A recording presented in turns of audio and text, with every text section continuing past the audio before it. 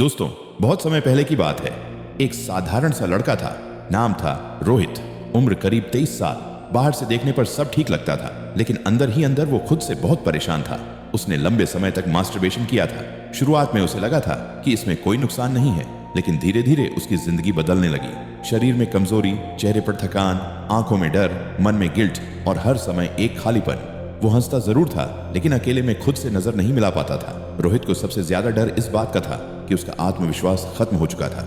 छोटी छोटी बातों में घबरा जाना, पढ़ाई या काम में मन न जगना और हर समय दिमाग का भटका रहना। उसे लगता था कि उसकी वीर्य शक्ति बहुत कमजोर हो गई है, लेकिन वो किसी से यह बात कह भी नहीं सकता था। समाज में ऐसे विषयों पर चुप्पी रहती है और इसी चुप्पी में रोहित खुद को और कमजोर महसूस करने लगा। एक दिन वह बहुत ज्यादा परेशान होकर सुबह सुबह घर से बाहर निकल गया। चलते चलते वो गांव के एक पुराने वैद्य के पास जा पहुंचा। वैद्य उम्र दराज थे, लेकिन आंखों में गहरी शांति थी। उन्होंने रोहित को देखा और बिना कुछ पूछे कहा, बेटा, पछतावे से शरीर नहीं सुधरता, सही दिशा से सुधरता है। रोहित की आंखें भर आईं। उसने पहली बार खुलकर सब बता दिया कि उसने बहुत मास्टरबेशन किया, कि अब उसे लगता है उसका वीर्य कमजोर हो गया है और कि वह फिर से खुद को मजबूत बनाना चाहता है। वैद्य ने ध्यान से सुना और फिर शांत स्वर में बोले, सबसे पहले यह समझ लो, जो हो गया उसे बदला नहीं जा सकता, लेकिन जो आगे होना है वह पूरी तरह तुम्हारे हाथ में है। वैद्य ने उसे कोई लंबी दवाइयों की सूची नहीं दी। उन्होंने सिर्फ एक छोटी सी चीज दिखाई, लौंग। उन्होंने कहा, लौंग कोई जादू नहीं है, ये शरीर को सहारा देती है, लेकिन असली काम तुम्हें खुद करना होगा। वैद्य ने रोहित को समझाया कि ज्यादा मास्टरबेशन से शरीर की ऊर्जा बाहर की ओर बहती रहती है। जब ऊर्जा लगातार नष्ट होती है तो वीर्य की गुणवत्ता और ताकत दोनों पर असर पड़ता है। ऐसे में सबसे पहले जरूरी है संयम।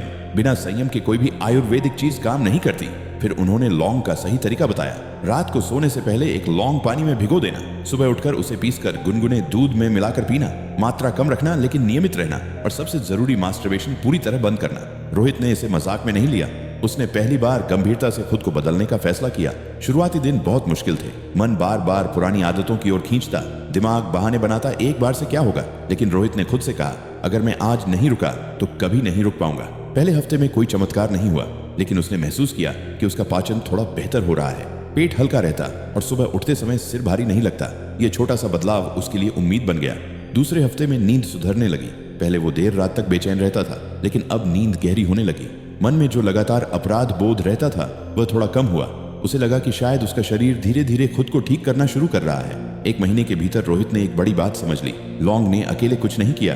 असली बदलाव तब आया जब उसने मास्टरबेशन रोका, देर रात जागना छोड़ा, मोबाइल कम किया और भोजन सादा रखा।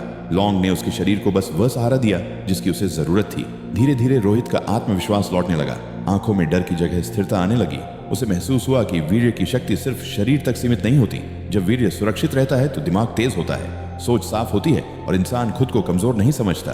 3 महीने बाद रोहित पूरी तरह बदल चुका था। अब वह खुद को दोष नहीं देता था। उसे समझ आ गया था कि गलती करना इंसानी स्वभाव है, लेकिन उसी गलती में फंसे रहना मूर्खता है।